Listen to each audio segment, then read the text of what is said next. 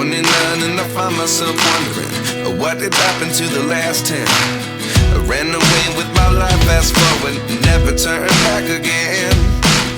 It's kind of funny that the more we pass time, the more we need to set the rewind. And 19 was the year I had to leave you, but now I'm seeing all the signs. Is this really happening? I can't believe it's true. I'm just as surprised as you. Is this really happening? I can't be too sure, but one day I'll be yours again.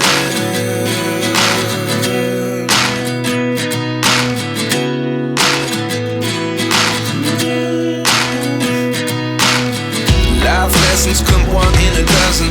The other 11 get something from nothing. I sit here looking for an answer. Maybe the biggest question was in the last chapter. You gave me the soul I have today. Without you I never could have moved away. But now I see what you teach. I do